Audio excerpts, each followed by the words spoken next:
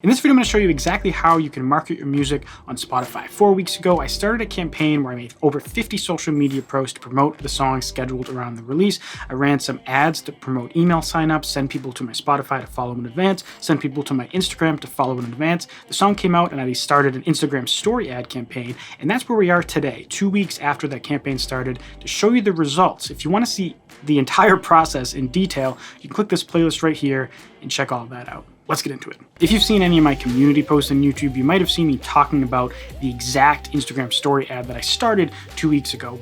Basically what happened is that campaign kind of flopped. And the reason is because previously in Facebook, you could run redirect links where someone would click your link and you could pixel them and then just direct them to Spotify, and it allowed Facebook to optimize a lot better for landing page views versus link clicks. I couldn't do that here, so I had to do link clicks, and that flopped. So I adopted a slightly different strategy, and what I did is I used something called Hyped It. So Hyped It has a lot of cool features, one of which is to create a smart link. What I did is I made a link that just had Spotify and Apple Music. I could have just done Spotify, but I figured just in case I'll throw in Apple Music. You don't want to do too many things because having a bunch of decisions can kind of cripple people and just have them leave out of not wanting to make a decision. But it's just a simple page like this. People can listen to a sample of the song, or they can click the Spotify or Apple Music. Now, I have a paid account on Hyped It. It's only like $5 a month. That allows me to put a Facebook pixel inside of that, and I can make a conversion campaign on Facebook. And what that does is that instead of Facebook optimizing for link clicks or landing page views, it optimizes for people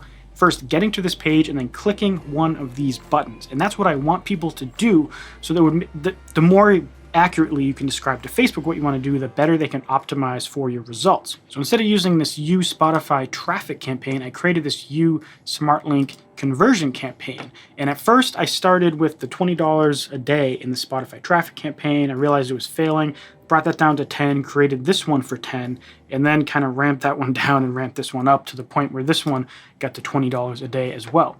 So it started around here for the $20 a day, and you can see that it was getting like 40 and then 50 up to 86 results per day. And then now I started ramping it down because I can see that the people that I got there are starting to repeat listen, so I don't need to put as much budget behind it. Also, the cost is kind of stabilized to a degree. Now, if you aren't sure how to create a conversion campaign, you can click this video right here. I show exactly how to do it there. But in terms of Hyped It, I didn't show that. So all you do is after you make your smart link, you click edit, then you can go down to the Facebook pixel section and enter in your pixel ID. If you don't have the paid version of Hyped It, you can't do this. So I would just recommend using a different smart link provider. DistroKid now has the ability to do a pixel. It doesn't optimize for clicks, it optimizes for views, but it'll still be a lot better than using nothing. So moral of the story, people click my link, they go to a page, they can decide to go to Spotify or Apple Music. 90% of them are going to go to Spotify because I targeted them in Facebook to go to Spotify. Again, that was all the targeting and stuff is exactly the same as last video, which again, you can click there to check that video out. But now let's get into the fun part, which is the actual data analysis section of this. First, what I want to show you is this Excel spreadsheet. I know it might look like a nightmare. I'm going to walk you through it. This first section up here is all of my Neutron data, because this whole campaign was based off of what I did for my song Neutron, and that was a smashing success. So I went back and kind of tracked day-by-day data that I could. I didn't do it live. I did this while U was running, so I couldn't get like listener data. You can only get the stream data. And then I just tracked U as we went through it, and then, roughly day by day, I went in and tracked information when I could.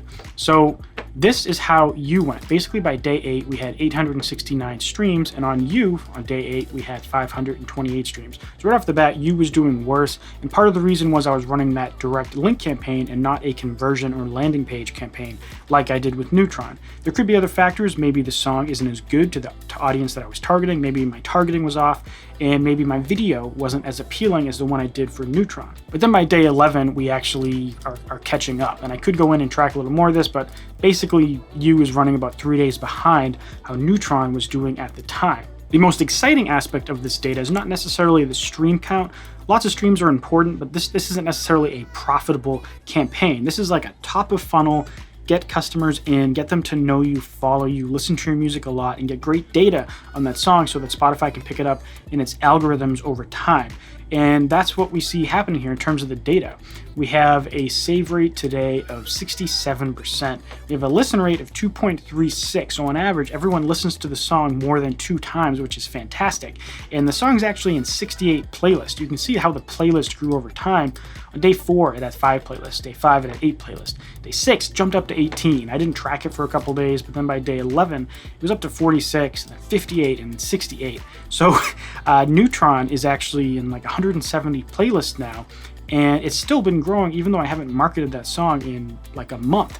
So this campaign is doing the same. If I cut off all funding today and waited a month, these results would all keep going, and it would double the number of streams just on repeat listeners. So I actually calculated or notated a little more data. It was also in 2% of the plays were from algorithmic, which is like release radar.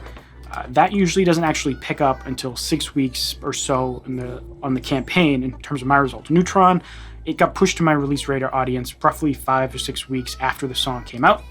The profile views, this is so 39% of the streams came from basically my ad sending them to the actual song.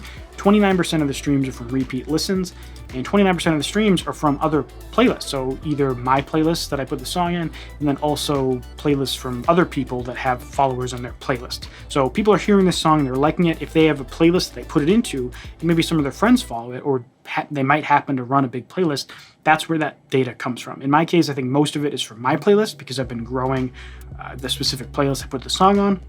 But either way, it's important to track this and see how it develops over time. Someone asked in a previous video, this data is entirely manually calculated. I'm gonna go over to the Spotify account now, go to music, click on you. Some of this data, like the streams, is available over time, but in terms of the source of streams, that's only the current state. You can't backtrack and see how it's been doing over time. Same thing for countries and playlists, you can't see how it develops over time. So that's why I track it in Excel. And then to get the actual listeners and saves over time, I also track it day by day by going to this main music page and looking at the numbers here. Cool side note, I mentioned I haven't promoted Neutron in over 28 days, and it's got an 1,800 streams, 639 listeners, and 85 saves with me just doing nothing. That was just the previous campaign just continuing to evolve, and the song actually getting on Discover Weekly to a certain degree. So back to you. This is the day-by-day breakdown of how the streams happen. So I ran the actual click campaign that I said performed poorly for, the first 1, 2, 3, 4 or 5 days, and then I cut it down and swapped in the conversion campaign. And that's when this real growth started to happen.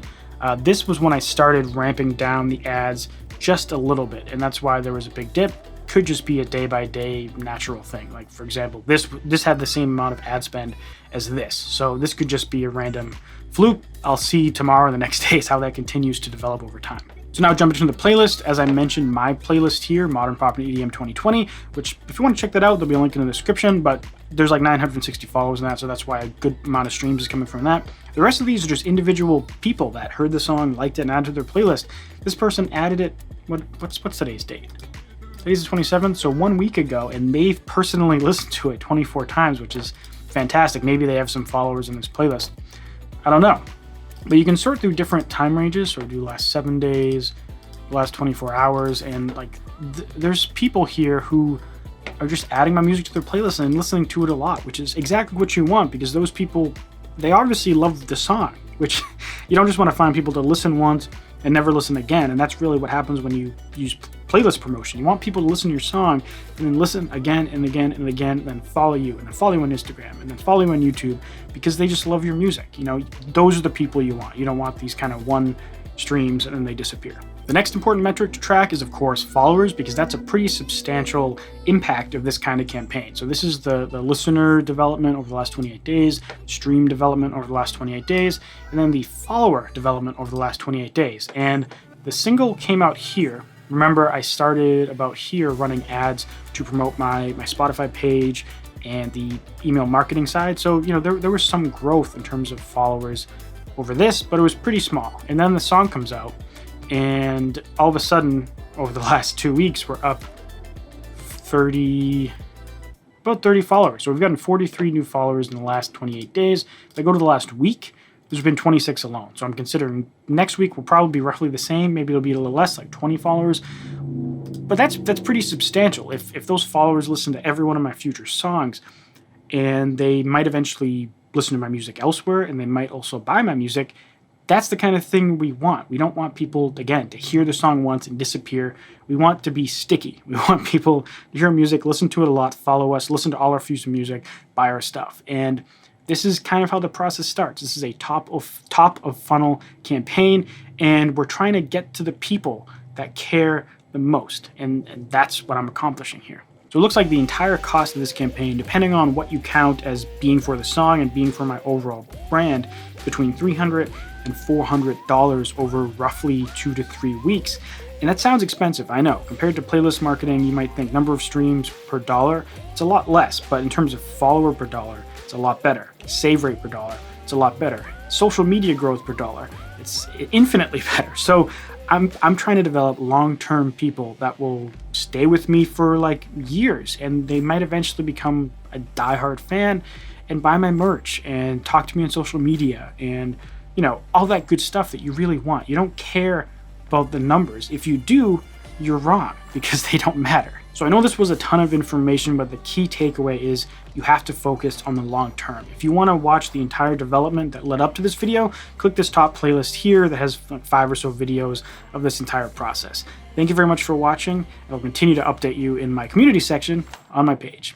See you later.